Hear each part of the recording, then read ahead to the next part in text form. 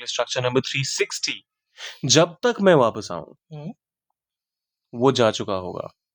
अब ये काम, मेरा वापस आने का काम जो है, कब होगा ये? वो जा चुका होगा। तो इस फ्यूचर पॉइंट ऑफ व्यू से देखें तो ये वाला काम जो होगा वो पास्ट में होगा। लेकिन अभी के पॉइंट ऑफ व्यू से कब होगा?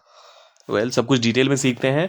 H4 हिंदी 1-to-1 पे यही तो हम करते हैं। हर रोज आपके लिए ऐसे ढेरों वीडियोस लेकर आते हैं जिससे कि आपकी लर्निंग जर्नी हो और भी आसान और भी बेहतर। तो करते हैं शुरुआत। जब कभी भी आपके पास ऐसा स्ट्रक्चर आ जाए तो इसको ट्रांसलेट करना बेहद आसान है। सबसे पहले तो आप बाय द टाइम का इस्तेमाल करते हैं, फिर आप सब्जेक्ट को लाते हैं और फिर प्रेजेंट का वर्ब पिक करते हैं। बेशक सेंस फ्यूचर का आ रहा हो, आप यहाँ पर प्रेजेंट टेंस को पिक करते हैं और फिर कोई भी अगर ऑब्जेक्ट है या फिर अदर वर्ड्स हैं तो उनको आप यहाँ पर इंट्रोड्यूस करते हैं।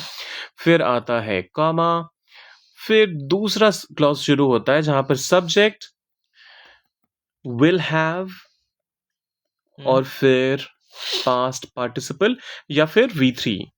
पास्ट पार्टिसिपल, इसको V3 भी बोलते हैं। ठीक है। और ऑब्जेक्ट बड़ा ही कॉम्प्लिकेटेड लग रहा होगा, लेकिन जब आप सेंटेंस में देखेंगे तो बेहद आसान है ये। जब मैं वापस आऊं वो जा चुका होगा। अब यही मैं कह रहा था, इसकी जो सबसे ट्रिकी चीज है वो ये, जब तक मैं वापस आऊं ये फ्यूचर का सेंस दे रहा है। हाँ। हम यहाँ पर प्रेजेंट का इस्तेमाल कर रहे हैं। वो जा चुका होगा जो पास्ट का सेंस दे रहा है, वहां हम फ्यूचर Future परफेक्ट का इस्तेमाल कर रहे हैं। तो इस चीज का बस ध्यान रख लीजिए, बाकी it's gonna be a piece of cake for all of you। जब तक मैं वापस आऊं, by the time I return वो जा चुका होगा। he will have left. Simple।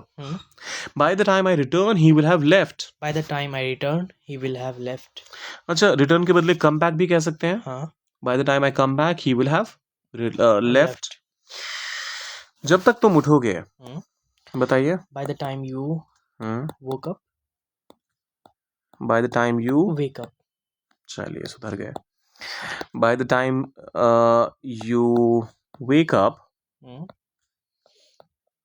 सूरज निकल चुका होगा। The sun। अच्छा, सन में यहाँ पर ये क्या कैपिटलाइज करना है क्या? नहीं करना। सेलेस्टियल बॉडीज में बॉडीज का जब भी नाम आता है तो उसमें कैपिटलाइजेशन की जरूरत नहीं होती है। अच्छा, SUN लिखें या SON लिखें? SUN। सूरज निकल चुका होगा। चलिए, द सन। एक और तरीका है बड़ा इंटरेस्टिंग सा। ठीक है। ओके, बताइए आगे। will have risen। Okay, sun rise rose and risen. Okay, ठीक है। ठीक है। चलिए, बिल्कुल संतुष्ट है? क्या कोई गुंजाइश लग रही है यहाँ पर? नहीं। अगर मैं यहाँ पर ये लिख दूं, by the time you woke up, by the time you wake up, Suraj will have left। Correct है? क्या ये तो किसी का नाम बहुत ही सेंस नहीं आ रहा। लगता है किसी का नाम है, कि सूरज किसी का नाम भी हो सकता है कि सूरज जा चुका होगा। तो ग्रामेटिकली करेक्ट है या नहीं? हाँ, बिल्कुल करेक्ट है। सूरज घर से निकल चुका होगा। सूरज किसी बंदे का नाम है। हाँ।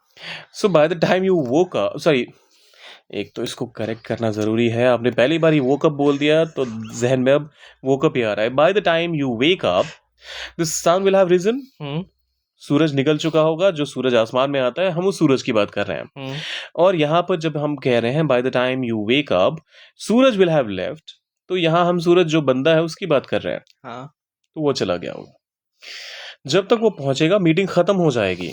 Bye the time he arrives। by the time he arrives the meeting the meeting will be over। पक्का? खत्म। ओके। यहां पर हमने विल हैव का इस्तेमाल क्यों नहीं करा? स्ट्रक्चर में तो हमने विल हैव का ही जिक्र किया था, विल हैव प्लस V3। आपने ये बताया था पहले, मुझे याद नहीं यार। By the time he arrives, the meeting will be over. देखिए, जब कभी भी आप एक श्योरिटी के साथ कहते हैं, हाँ। आप यहाँ पर अज्यूम नहीं कर रहे हैं कि ये चीज आपको एक क्लैरिटी है कि ये इसका जो एस्टिमेटेड टाइम है, मान लीजिए मीटिंग आपको पता है कि 4 PM पे खत्म होगी, और आपको लगता है कि ये बंदा 4:05 पे तो वहां पहुंचेगा ही, तो उस केस में आप श्योरिटी के साथ कहेंगे will be over. Will have been over अगर आप इस्तेमाल करते हैं तो इसका मतलब होता है कि उससे बहुत पहले मीटिंग खत्म हो चुकी होगी। अच्छा। तो एक बहुत ही माइन्यूट सा डिफरेंस है, ग्रामेटिकली दोनों ही करेक्ट है। जब तक हम वहां पहुंचेंगे रात हो जाएगी। अब इसे इंग्लिश में क्या कहते हैं सोचिए और डालिए कमेंट सेक्शन में। जाने से पहले सब्सक्राइब, लाइक और शेयर कर दीजिएगा। मिलते हैं जल्दी।